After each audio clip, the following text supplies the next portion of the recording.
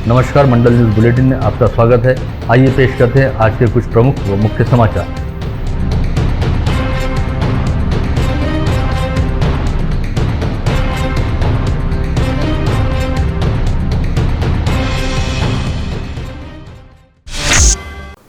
स्थानीय हिंदू स्मशान भूमि संस्था द्वारा संचालित हिंदू मोक्षधाम में स्थापित 2 गैस शवदाहिनियों में कल रविवार 30 मई से पार्थिव शरीरों का अंतिम संस्कार नहीं किया जाएगा। गत रोज नई गैस शवदाहिनी के खिलाफ कुछ लोगों द्वारा हिंदू मोक्षधाम में किए गए हिंसक विरोध प्रदर्शन तथा संस्थान के पदाधिकारियों के प्रति प्रयुक्त किए गए आपत्तिजनक शब्दों से आहत होकर हिंदू मोक्षधाम के पदाधिकारियों ने उपरोक्त निर्णय लिया है। साथ ही कहा है कि प्रशासन द्वारा तीनों गैस शवदाहिनियों के लिए आधिकारिक रूप से अनुमति मिलने के बाद ही गैस शवदाहिनियों को शुरू किया जाएगा और तब तक मोक्षधाम में पहले की तरह पारंपरिक रूप से लकड़ी की चिता पर मृतदेहों के अंतिम संस्कार का काम जारी रहेगा। कोविड संक्रमण काल के दौरान संक्रमण की वजह से मृत होने वाले अधिकांश शवों का अंतिम संस्कार स्थानीय प्रशासन द्वारा हिंदू मोक्षधाम में ही कराया गया और मोक्षधाम ने इसके लिए अपने पास पहले से उपलब्ध गैस शवदाहिनी में स्वतंत्र व्यवस्था की थी। मोक्षधाम में 7 वर्ष पूर्व 2 गैस शवदाहिनियां स्थापित की गई थी, जिनमें अब कभी कभार कुछ तकनीकी दिक्कतें आती हैं और एक समय में कोई एक ही शवदाहिनी के जरिए अंतिम संस्कार का काम चलता है। ऐसे में कोविड संक्रमण काल के दौरान लगातार बढ़ते काम के बोझ को देखते हुए मोक्षधाम द्वारा यहाँ पर एक और गैस शवदाहिनी लगाने का निर्णय लिया गया, किंतु इस काम में मोक्षधाम को आर्थिक दिक्कतों का सामना करना पड़ रहा था, जिसे देखते हुए पूर्व जिला पालक मंत्री प्रवीण पोटे पाटिल ने अपने खर्च से 30 लाख रुपए मूल्य वाली नई गैस शवदाहिनी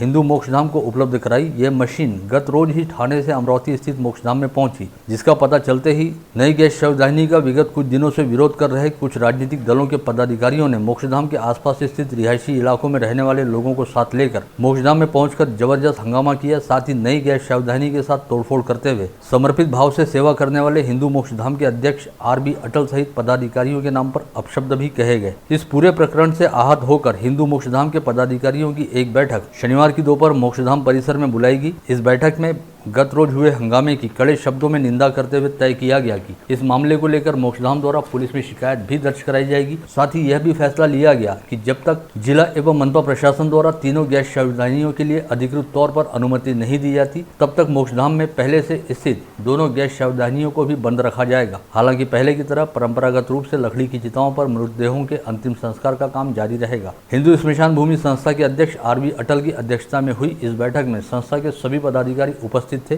और सभी पदाधिकारियों ने आम सहमति के साथ यह निर्णय लिया। यहाँ पे जो आजू बाजू के जो लोकेलिटी है ना, उन लोगों को ये स्मशान संस्था की जो भी गैस दाहिनी के बारे में बहुत बड़ी आपत्ति है और वो होता रहे कि भाई गैस दाहिनी कारण ही प्रदूषण बढ़ रहा है। संस्था को 2 गैस दाहिनी पहले से है, तीसरी गैस दाहिनी यहाँ पर पोटे साहब ने संस्था को दी अभी, वो यहाँ आ गई। आने के बाद में जैसा ही उन लोगों को पता चला तो उन्होंने बहुत ज़्यादा तोड़फोड़ की, संस्था का बहुत नुकसान किए। संस्था के कार्यालय को जलाने के लिए तुराटी भी लेके आ गए थे और मशीन की भी बहुत हालत ख़राब करने गिरा दिए, उल्टी कर दिए, टर्टल कर दिए। इस परिस्थिति में संस्था ने ऐसा विचार किया कि भी अभी हमने गैस दाहिनी जो लोगों को तकलीफ हो रही थी, उसमें नगर सेवक भी थे, नगर सेवक भी 3-4 नगर सेवक सम्मिलित थे, तो हमने सोचा कि भाई अभी गैस दाहिनी हमने बिल्कुल बंद कर देना है कुछ दिनों के लिए, जब तक हमको अप्रूवल नहीं मिलती। जिलाधिकारी, आयुक्त और कमिश्नर लोगों से आयुक्त परमिशन मिलने के बाद ही हम उसको चालू करेंगे और देखिए अगर परमिशन देते नहीं तो गैस दाहिनी चालू नहीं होगी। आज हमने संस्था की मीटिंग ली हमने कार्यकारिणी की, क्योंकि कल जो वारदात हुआ वो काफ़ी पेपर में आया था और उसके कारण से आज मीटिंग लेना पड़ा। और आज हमने ऐसा ठहराया है मीटिंग के अंदर में कि जिलाधिकारी, म्यूनसिपल कमिश्नर और पुलिस कमिश्नर, ये तीनों को एक लेटर देना और हमारी जो अभी गैस दाहिनी जो चालू है उसको तात्पर्य बंद करना भी, और बाद में इनसे जब परमिशन मिलेंगी उसके बाद में शुरू करेंगे।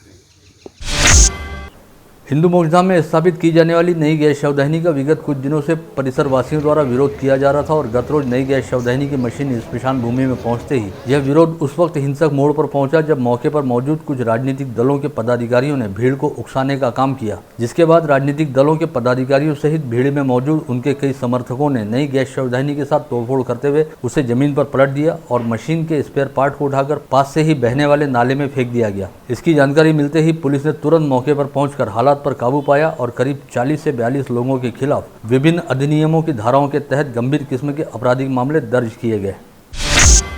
अमरावती विद्यापीठ का 37वां दीक्षांत समारोह शनिवार 29 मई को ऑनलाइन पद्धति से आयोजित किया गया। इस समारोह में अपना दीक्षांत भाषण प्रस्तुत करते हुए केंद्रीय मंत्री नितिन गडकरी ने कहा कि शिक्षादान का कार्य करने वाले विद्यापीठ द्वारा अपने भौगोलिक परिसर के सामाजिक व आर्थिक विकास की जिम्मेदारी भी स्वीकार की जानी चाहिए ताकि इस जरिए संबंधित परिसर का संतुलित विकास हो। इस हेतु विद्यापीठ व महाविद्यालयीन शिक्षकों, संशोधकों व विद्यार्थियों ने स्वयं स्फूर्त रूप से आगे आकर जवाबदारी उठानी चाहिए। राज्य के राज्यपाल तथा विद्यापीठ के कुलगुरु भगत सिंह कोश्यारी की अध्यक्षता में ऑनलाइन तरीके से आयोजित किए गए इस दीक्षांत समारोह में विशेष अतिथि के रूप में राज्य के उच्च व तंत्र शिक्षा मंत्री उदय सामंत, कुलगुरु डॉक्टर मुरलीधर चांदेकर, प्रकुलगुरु डॉक्टर राजेश जयपुरकर, कुल सचिव डॉक्टर तुषार देशमुख सहित सभी विद्या शाखाओं के अधिष्ठाता एवं व्यवस्थापन परिषद के सदस्य उपस्थित थे।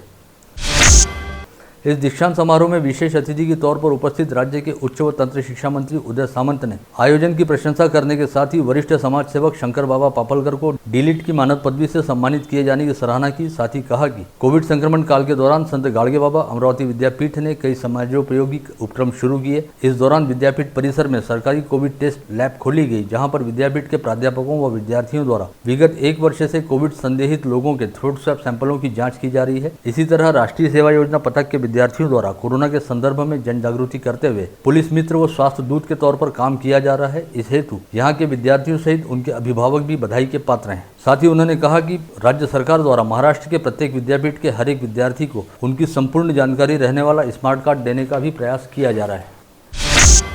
इस ऑनलाइन दीक्षांत समारोह की अध्यक्षता करते हुए राज्य के राज्यपाल व विद्यापीठ के कुलपति भगत सिंह कोश्यारी ने कहा कि महाविद्यालयीन जीवन को सफलतापूर्वक पूर्ण करने के दौरान अर्जित किए ज्ञान को सभी पदवी प्राप्त विद्यार्थियों एवं संशोधकों द्वारा देश एवं समाज के हित में प्रयोग में लाया जाना चाहिए। यदि इस ज्ञान से देश और समाज तथा समाज के अंतिम घटक को लाभ पहुँचता है, तभी आप अपनी शिक्षा को सही मायनों में सार्थक मान सकते हैं। राज्यपाल भगत सिंह कोश्यारी ने वरिष्ठ समाज सेवक शंकर बाबा पापलकर द्वारा किए जाने वाले कार्यों को सभी के लिए प्रेरणादायी बताते हुए कहा कि आज समाज को ऐसे ही सच्चे समाज सेवकों की जरूरत है। साथ ही उन्होंने दीक्षांत अतिथि के रूप में उपस्थित केंद्रीय मंत्री नितिन गडकरी द्वारा किए जाने वाले कार्यों की प्रशंसा करते हुए कहा कि केंद्रीय मंत्री नितिन गडकरी ने अपने कार्यों के जरिए समूचे विश्व में भारत देश का नाम ऊंचा किया है। अतः सभी विद्यार्थियों को नितिन गडकरी के कार्यों से भी प्रेरणा लेनी चाहिए।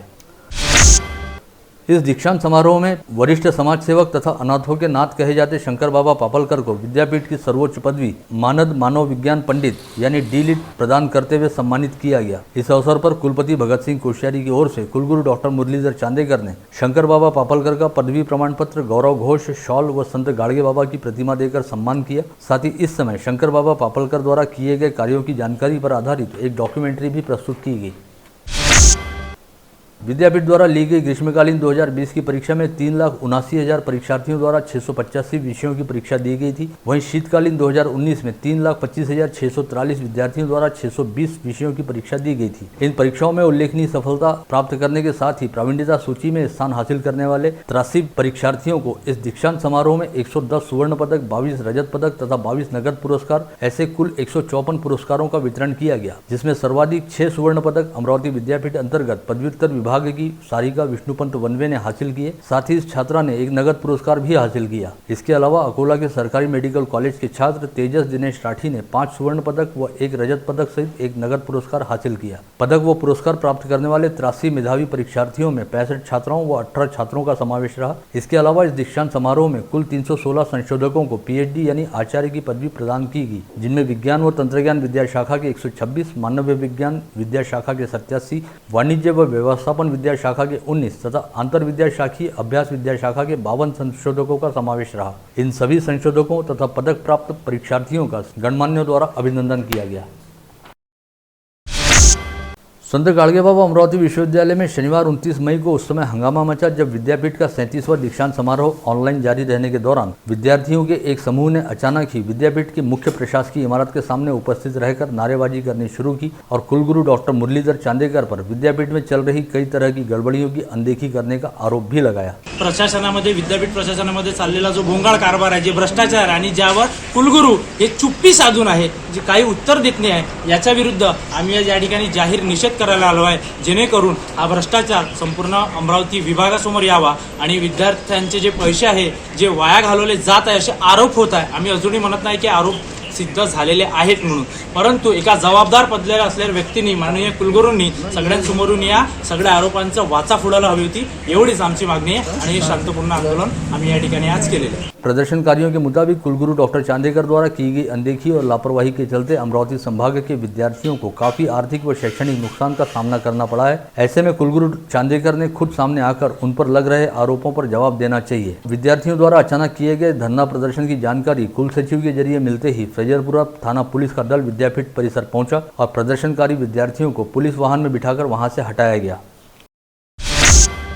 प्रदर्शनकारी विद्यार्थियों का कहना रहा कि उनके द्वारा किए गए प्रदर्शन पर कुल सचिव ने फ्रेजरपुरा पुलिस को दी गई शिकायत में कहा है कि विद्यार्थियों ने कोविड संक्रमण काल के दौरान एक जगह इकट्ठा होकर संचारबंदी नियमों का उल्लंघन किया है। यदि ऐसा है तो संचारबंदी काल के दौरान दीक्षांत समारोह कैसे आयोजित किया जा रहा है और इस समारोह हेतु विद्यापीठ के सभागार में कुलगुरु व प्रकुलगुरु तथा कुल सचिव सहित विद्यापीठ के करीब 20-22 अधिकारी कैसे उपस्थित हैं। साथ ही इन विद्यार्थियों का यह भी कहना रहा कि गत रोज विद्यापीठ की विद्या प्राधिकरण की ऑनलाइन बैठक आयोजित होने वाली थी। इस बैठक की तारीख 21 दिन पहले ही तय कर दी गई थी, किंतु ऐन समय पर कोविड की संक्रामक महामारी का हवाला देते हुए इस बैठक को रद्द किया गया। यदि कोविड संक्रमण काल के दौरान विद्या प्राधिकरण की ऑनलाइन बैठक आयोजित नहीं हो सकती तो ऑनलाइन दीक्षांत समारोह कैसे आयोजित किया जा रहा है। विद्यार्थियों ने आरोप लगाया कि विद्यापीठ प्रशासन द्वारा दीक्षांत समारोह के बारे में जिला प्रशासन को केवल सूचित किया गया था और संभवतः जिला प्रशासन द्वारा इस आयोजन के लिए लिखित तौर पर कोई अनुमति नहीं दी गई है।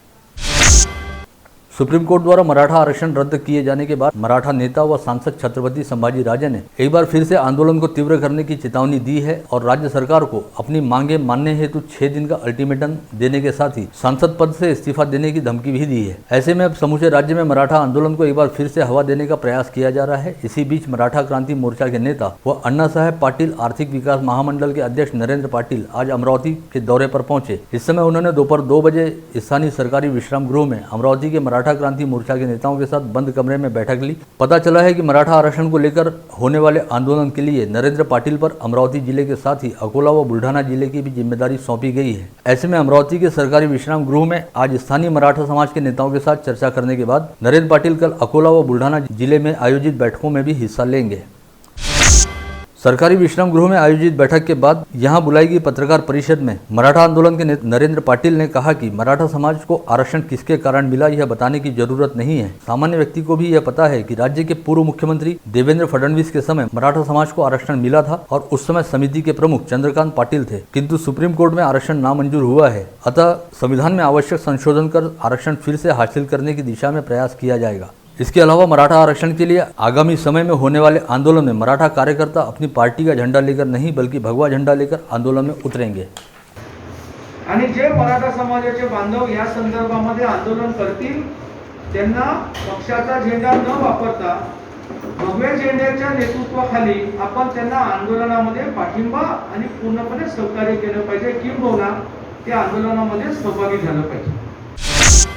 शहर में इससे पहले हुए मराठा आंदोलन में आक्रामक भूमिका निभाने वाले कुछ कार्यकर्ताओं को राजापेट पुलिस ने शनिवार की दोपहर 10 बजे उनके घरों से उठाकर थाने में लाकर जमा कर दिया। ये सभी कार्यकर्ता दोपहर 4 बजे तक राजापेट पुलिस थाने की ही कस्टडी में थे। इस बात का पता चलते ही अमरावती जिले के दौरे पर रहने वाले मराठा क्रांति मोर्चा के नेता नरेंद्र पाटिल तुरंत राजापेट पुलिस थाने पहुंचे और उन्होंने इन कार्यकर्ताओं को डिटेन करने के मुद्दे पर पुलिस अधिकारियों से चर्चा की, जिसके बाद वे पत्रकार परिषद को संबोधित करने हुए रवाना हुए। राजापेट पुलिस द्वारा शनिवार की सुबह अंबादास काचोले, राजेंद्र ठोमरे, मनोहर निकम पाटिल, विपिन गावंडे, सार्थक तायडे, सूरज देशमुख, गजानन सावंत, किशोर जाधव, बंटी यादव व अक्षय निचल इन मराठा कार्यकर्ताओं को एहतियाती तौर पर अपनी हिरासत में लिया गया था। आज अमरावती शहरामध्ये मराठा आरक्षण समितीच्या वतीने नरेंद्र पाटील यांचा अमरावती दौरा नियोजित दौरा होता। त्यासाठी आम्ही माननीय नरेंद्र पाटील यांना मराठा समाजाच्या वतीने भेटीला जाण्यासाठी निघालो असता राजापेठ पोलिसांनी आम्हाला डिटेन केले। जिले में विगत एक सप्ताह से कोविड संक्रमितों की संख्या लगातार कम होती जा रही है। यह अपने आप में एक दिलासादायक स्थिति है। वहीं चिंताजनक बात यह है कि इन दिनों कोविड संक्रमण की वजह से होने वाली मौतों का प्रमाण बढ़ गया है। जिले में विगत 15 दिनों के दौरान 12,778 संक्रमित मरीज पाए गए और 256 मरीजों की मौत हुई। वहीं यदि विगत एक सप्ताह का विचार किया जाए तो इन 7 दिनों के दौरान 4,776 मरीज पाए गए और 99 मरीजों की मौत हुई। जिले में अब कोविड संक्रमण की रफ्तार धीरे धीरे सुस्त हो रही है। शनिवार को लगातार तीसरे दिन संक्रमितों की संख्या 500 के स्तर से नीचे रही और आज 404 नागरिकों की रिपोर्ट पॉजिटिव आई। इसके साथ ही जिले में कुल संक्रमितों की संख्या बढ़कर 91,430 पर जा पहुंची। इसमें भी यह उल्लेखनीय रहा कि इन संक्रमितों में मनपा क्षेत्र के केवल 70 मरीजों का ही समावेश है। वहीं शेष 334 मरीज जिले के ग्रामीण इलाकों से पाए गए हैं। शनिवार को 24 घंटे के दौरान जिले के कोविड अस्पतालों में कुल 12 कोरोना संक्रमितों की मौत हुई, जिनमें सभी स्थानीय मरीजों का समावेश रहा। जिले में कोरोना मृतकों की संख्या बढ़कर अब 1,439 पर जा पहुंची है। साथ ही बाहरी जिले के 170 मृतकों को जोड़कर यह आंकड़ा 1,609 पर पहुंच गया है। स्थानीय मृतकों में मनपा क्षेत्र के 4 व ग्रामीण क्षेत्र के 8 मरीजों का समावेश रहा। इसके अलावा शनिवार को जिले के कोविड अस्पतालों से 701 मरीजों को कोविड मुक्त हो जाने के चलते डिस्चार्ज दिया गया। जिले में अब तक कुल 84,009 संक्रमित मरीज कोविड मुक्त हो चुके हैं। इस समय जिले में कुल एक्टिव पॉजिटिव मरीजों की संख्या 5,982 है, जिनमें मनपा क्षेत्र के 1,420 व ग्रामीण क्षेत्र के 4,562 मरीजों का समावेश है। इसके अलावा इस समय 1,662 मरीजों का विभिन्न कोविड अस्पतालों में इलाज चल रहा है। साथ ही मनपा क्षेत्र में 1,017 व ग्रामीण क्षेत्र में 3,343 मरीज होम आइसोलेशन में रखे गए हैं।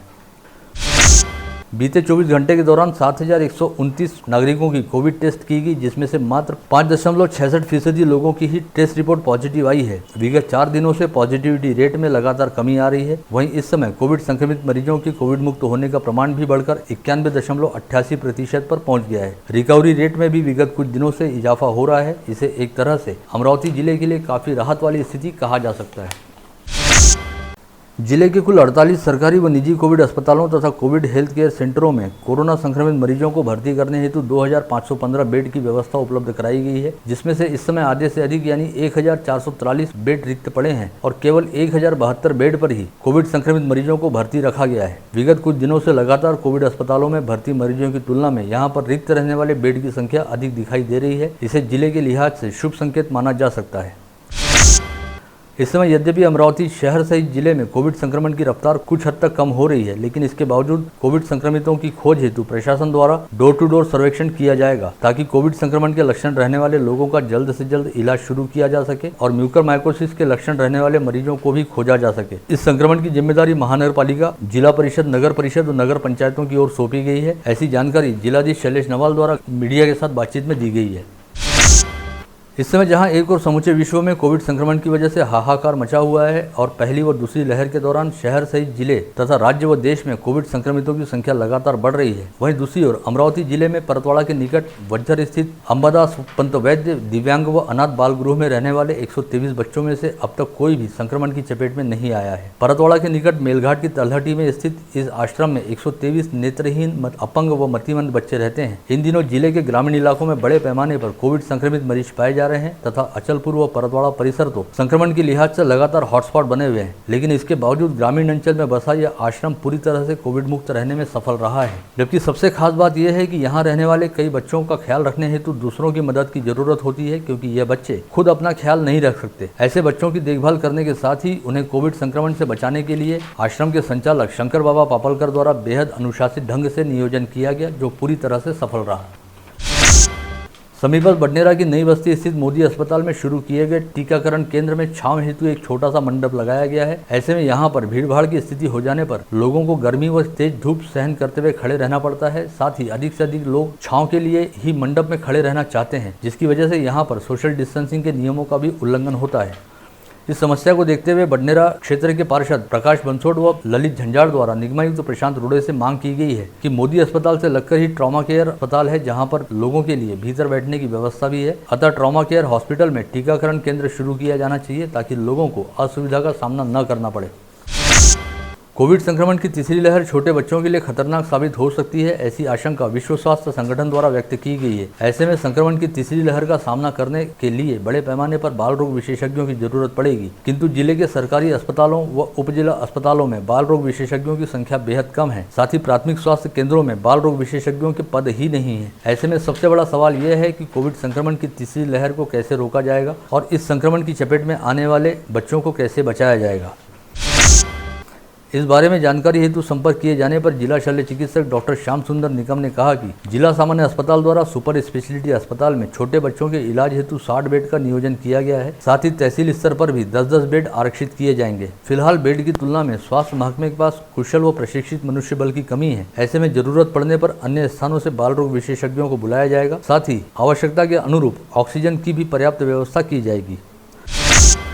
इस समय यद्यपि अमरावती शहर में संचारबंदी को शिथिल नहीं किया गया है और प्रशासन द्वारा कोविड प्रतिबंधात्मक उपायों को बेहद कड़ाई के साथ लागू करने के दावे किए जा रहे हैं, लेकिन इसके बावजूद संचारबंदी में शिथिलता के समय रोजाना सुबह शहर के प्रमुख व्यापारिक क्षेत्रों में अच्छी खासी भीड़भाड़ दिखाई देती है और कई जगहों पर लोग बाग बिना मास्क पहने ही घूमते दिखाई देते हैं। साथ ही भीड़भाड़ की वजह से सोशल डिस्टेंसिंग के नियमों का भी बड़े पैमाने पर उल्लंघन होता है।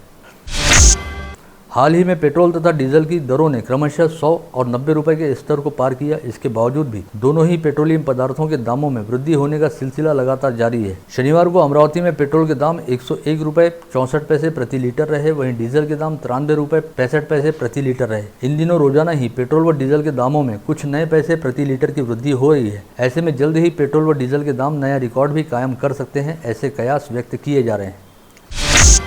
इस समय कोविड संक्रमण के चलते लागू की गई संचारबंदी की वजह से भले ही सभी सराफा प्रतिष्ठान बंद हैं और सराफा बाजारों में पूरी तरह से सन्नाटा दिखाई दे रहा है, किंतु इसके बावजूद सोने के दामों में तेजी दिखाई दे रही है। इस वक्त सोना प्रति तोला 50,300 रुपए के स्तर पर पहुंच गया है। वहीं चांदी इस समय 74,500 रुपए प्रति किलो के स्तर पर है। चांदी में भी काफी हद तक तेजी दिखाई दे रही है। इससे पहले 52 से 53,000 रुपए प्रति तोला के बीच रहने वाला सोना पिछले कुछ माह के दौरान लॉकडाउन की वजह से लगातार लुढ़कना शुरू हुआ था और सोने के दाम प्रति तोला 47,000 रुपए के आसपास जा पहुंचे थे। लगभग यही हाल चांदी का भी रहा, जब 74,000 रुपए प्रति किलो के आसपास रहने वाली चांदी के दाम घटकर 68,000 रुपए प्रति किलो के आसपास जा पहुंचे थे। किंतु अब धीरे धीरे दोनों चमकीली धातुओं का बाजार स्थिर होना शुरू हुआ है। साथ ही दोनों धातुओं के दामों में भी कुछ हद तक तेजी दिखाई दे रही है। इस समय यद्यपि लॉकडाउन के चलते सभी सराफा प्रतिष्ठान बंद है, किंतु शादी ब्याह का सीजन रहने की वजह से सोने व चांदी सहित आभूषणों की ऑनलाइन खरीदी बिक्री का काम अच्छा खासा चल रहा है।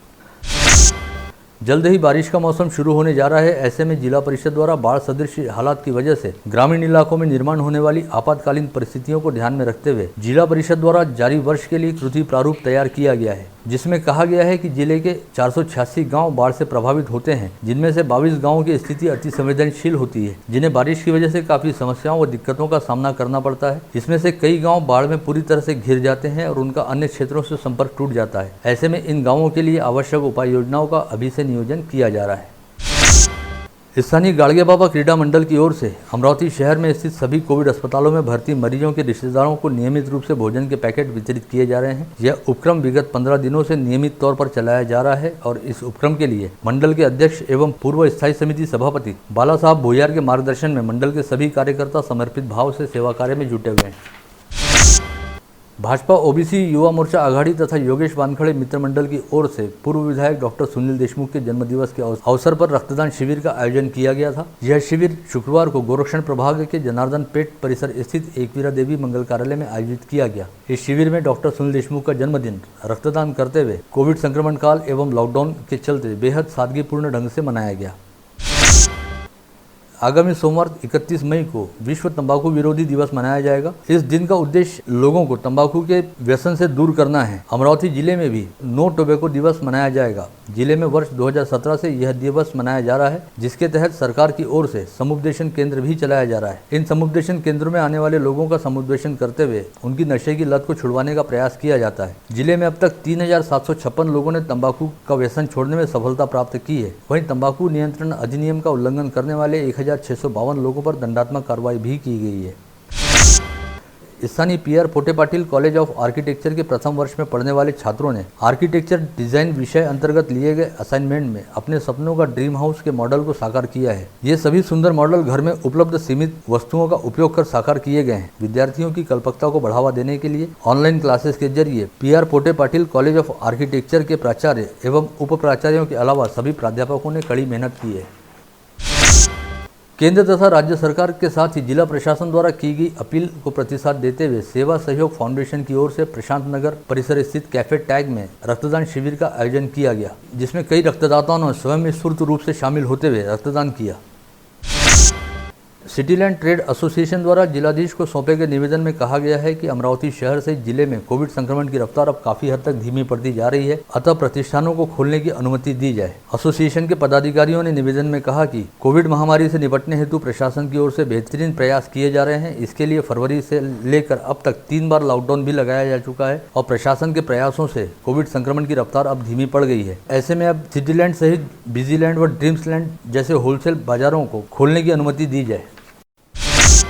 संचारबंदी काल के दौरान जरूरी सेवाओं को छोड़कर अन्य सभी उत्पादनों के प्रतिष्ठानों को बंद रखने का आदेश जारी रहने से शहर के सभी बाजार बंद हैं, लेकिन ई कॉमर्स कंपनियों द्वारा जरूरी नहीं रहने वाले उत्पादनों की भी बिक्री चल रही है, जिसका सीधा असर पारंपरिक व्यवसायों पर पड़ रहा है। इस समय अमरावती जिले के 98 बड़े इलेक्ट्रॉनिक प्रतिष्ठान कोविड महामारी के दौर में बंद पड़े हैं और यहाँ पर काम करने वाले कर्मचारियों सहित इन प्रतिष्ठानों पर निर्भर ऑटो रिक्शा चालक व कटला चालक आदि लोगों पर भुखमरी की नौबत आन पड़ी है, लेकिन प्रशासन की ओर से उनकी समस्याओं पर कोई ध्यान नहीं दिया जा रहा।